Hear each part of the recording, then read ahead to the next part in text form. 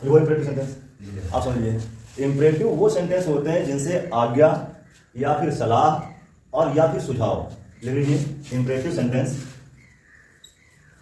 प्रार्थना सूचक वाक्य, प्रार्थना सूचक वाक्य, यानी कि ऐसे वाक्य जिनसे या तो प्रार्थना का बोध होगा या फिर सुझाव होगा और या फिर हो सकता है आज्ञा का हो। ऐसे सेंटेंस पहचान ये होती है, ये सबसे पहले क्या होते हैं, हेल्पिंग वर्ब से स्टार्ट होते हैं। यानी कि ये सेंटेंस कहाँ से स्टार्ट होंगे, हेल्पिंग वर्ब से स्टार्ट होंगे। पहले सेंटेंस कैसे स्टार्ट होते थे, सब्जेक्ट से स्टार्ट होते थे, लेकिन ये सेंटेंस जो होंगे वो कैसे स्टार्ट होंगे, हेल्पिंग वर्ब से स्टार्ट होंगे। तो यहाँ पर हेल्पिंग वर्ब का प्रयोग पहली बार में देखेंगे। तो पहला नियम लिख लीजिए, इसका होता क्या है, बनाने का तरीका क्या होता है। बनाने का तरीका सीधा सा है, अगर हमारे पास में वाक्य जो है प्रार्थना सूचक है, 3 नियम होते हैं इसके, तीनों को आप अच्छी तरीके से समझ लीजिए। अगर वाक्य हमारे पास में प्रार्थना सूचक है तो हम वर्ब के पहले हम लेट का उपयोग कर लेंगे, ठीक है। यानी कि लेट और प्लस ऑब्जेक्ट और प्लस ऑब्जेक्ट के बाद में क्या लगाएंगे, बी और प्लस वर्ब की थर्ड फॉर्म। ये हमारा जो है स्ट्रक्चर बन गया। अब कोई भी सेंटेंस हो आप इसी स्ट्रक्चर में रख दीजिए, बन जाएगा, ठीक है। यानी कोई भी स्ट्रक्चर है, जैसे यहां पे हमने लिखा give a pen, give a pen. अब देखो गिव क्या है, मेन वर्ब है। हेल्पिंग वर्ब जो स्टार्ट होगी वो जो हेल्पिंग वर्ब है वो निगेटिव में होगा। यानी कि जो हेल्पिंग वर्ब होगा वो हेल्पिंग वर्ब कैसे स्टार्ट होगा, निगेटिव में। जो निगेटिव सेंटेंस होगा उसमें हेल्पिंग वर्ब से स्टार्ट होगा, आगे पीछे पढ़ा था। लेकिन ये जो सेंटेंस होंगे वो आपके मेन वर्ब से स्टार्ट होंगे, यानी वर्ब से स्टार्ट होंगे। अब वर्ब यहाँ पर क्या है, गिव है।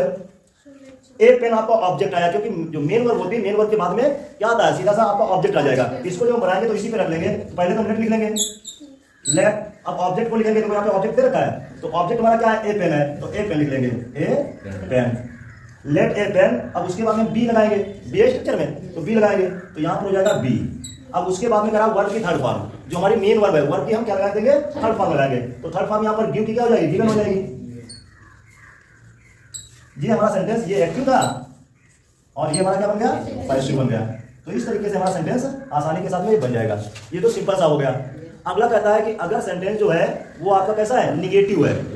अगर आपका सेंटेंस जो है वो निगेटिव है तो निगेटिव सेंटेंस बनाने के लिए हम क्या करेंगे, ये हेल्पिंग वर्ब यहाँ पर होगा। अब जैसे यहाँ पे हमने इसी स्ट्रक्चर को आप समझ लीजिए, इसी में से समझ लीजिए कि यहाँ पर जैसे हमने दे रखा है गिव ए पेन, और यहीं पे हम कर दें डू नॉट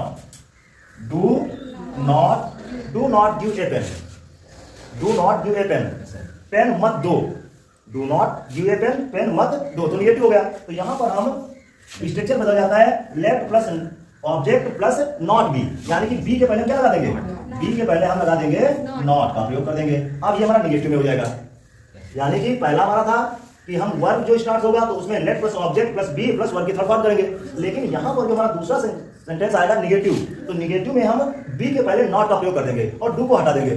जो डू होगा उसको क्या करेंगे, हटा देंगे। तो यहाँ पर जैसे यहाँ पे do not give a pen, तो यहाँ पर आप आसानी के साथ में बना लीजिए, ये आपका बन जाएगा। तो डू को हम हटा देंगे, सीधा हटा देंगे और लेट से ही बना देंगे। लेट ऑब्जेक्ट रखेंगे A pen, let A pen not B, not B. अब देखिए बी के पहले नॉट आ गया, जितने भी आपके निगेटिव होंगे वो नॉट के पहले बी लग जाएगा। और अब आगे आ जाएगा आपकी वर्ब की थर्ड फॉर्म, तो गिव की क्या हो जाएगी, गिवन हो जाएगा, गिवन। इस तरीके से आपके सेंटेंस कंप्लीट हो जाएंगे। यानी कि जैसे भी आपका असर्टिव हो, असर्टिव मतलब इंपरेटिव सेंटेंस होते हैं भाई, इंपरेटिव को है, इंपरेटिव में साधारण बात होते हैं जिससे हम मेन वर्ब से स्टार्ट होते हैं, और जो मेन वर्ब से स्टार्ट होंगे उनको हम लेट से बनाएंगे। अगर बाकी निगेटिव होगा तो निगेटिव में हम क्या कर देंगे, बी के पहले नॉट लगा देंगे। तीसरा कहता है कि अगर वाक्य में प्रार्थना आपको प्रदर्शित करती हो तो वहां का आप शुभ का प्रयोग कर देंगे।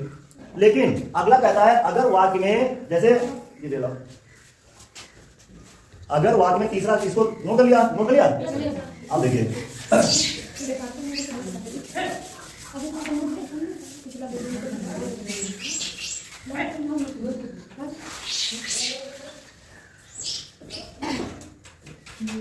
यदि वाक्य में प्लीज या काइंडली शब्द आया हो, यानी कि अगर वाक्य में प्लीज दे रखा हो या फिर काइंडली दे रखा हो, इन दो पे आप इसे ध्यान दीजिए। तो यहां पर जब हम एक्टिव से पैसिव बनाते हैं तो यहां पे हम लिख देंगे यू आर रिक्वेस्टेड, ठीक है। यानी कि अगर वाक्य में प्लीज या काइंडली है तो क्या लिख देंगे, यू आर रिक्वेस्टेड। तो यहां पर जैसे हमने लिखा please help me, please help me. अब वो यहां पर वाक्य में क्या रहा, प्लीज आ रहा है, तो अब जब इसको हम बनाएंगे तो हम यू आर रिक्वेस्टेड कर देंगे, क्योंकि यहाँ पे निवेदन कर रहा है, प्रार्थना कर रहा है एक प्रकार से। तो आप यही कहोगे, प्लीज शब्द आया तो हेल्प मी करा है, मेरी सहायता करो, प्लीज हेल्प मी, कृपया मेरी सहायता करो। तो यहाँ पे प्लीज को हटा देंगे, और प्लीज को हटा करके क्या है, एक्टिव है और हमें पैसिव बनाना है। तो पैसिव में हम इसे बना देंगे you are requested to help me, पूरा सेंटेंस वैसे उतार देंगे, ठीक है। You are requested to help me. तो इस तरीके से आपका कंप्लीट हो जाएंगे। जो 3-4 नियम है इसी पे आधारित हो जाएंगे। इससे सही क्या बोलो क्या है,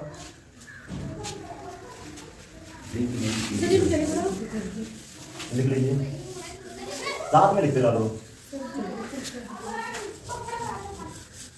सब रहेगा।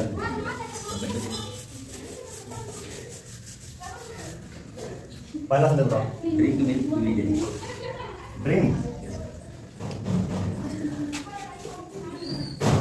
मिल्क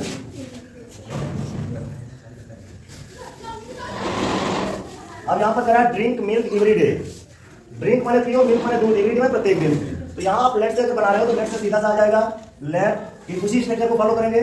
लेट, अब यहां पे मिल्क को ले आएंगे क्योंकि लेट के बाद में क्या आएगा, ऑब्जेक्ट आएगा, ऑब्जेक्ट यहां पे मिल्क है तो लेट मिल्क, लेट के बाद में मिल्क ऑब्जेक्ट आ गया, ऑब्जेक्ट के बाद में क्या लगाते थे, वर्क की लगाते थे, ये लगाते हैं। तो लेट मिल्क बी, अब ड्रिंक की क्या हो जाएगी,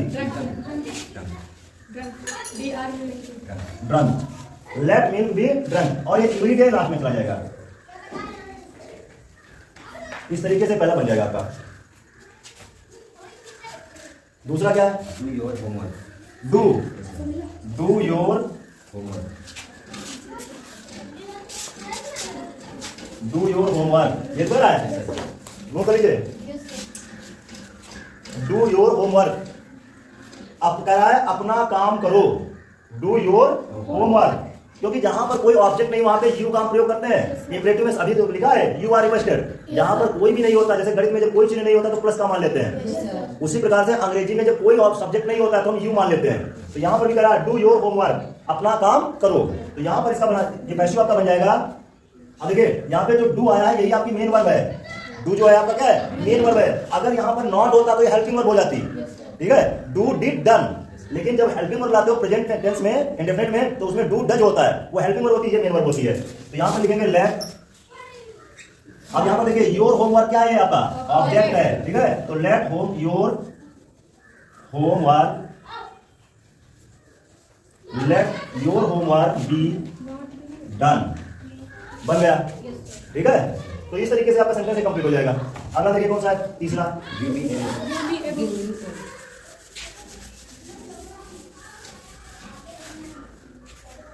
तीसरा है गिव मी ए बुक। अभी तो बनवाया था, है ना। तो इसको भी आप एक्टिव है, पैसिव से बनाएंगे। तो यहाँ पर देखिए दो ऑब्जेक्ट है, एक तो मी है और एक आपका क्या है, ए बुक है। बताया था एक डेफिनेट होता है, एक इंडेफिनिट होता है। तो यहाँ पर लेट से बनाओगे, ये तो आपकी मेन वर्ब है, तो लेट से बनाएंगे तो लेट हो गया। और लेट के बाद में हम ऑब्जेक्ट रखेंगे, चाहे ए बुक रखिए चाहे मी रखिए, दोनों में से आप कोई भी एक रख सकते हो। तो यहाँ पे हमने जैसे ए बुक रख लिया, ए बुक बी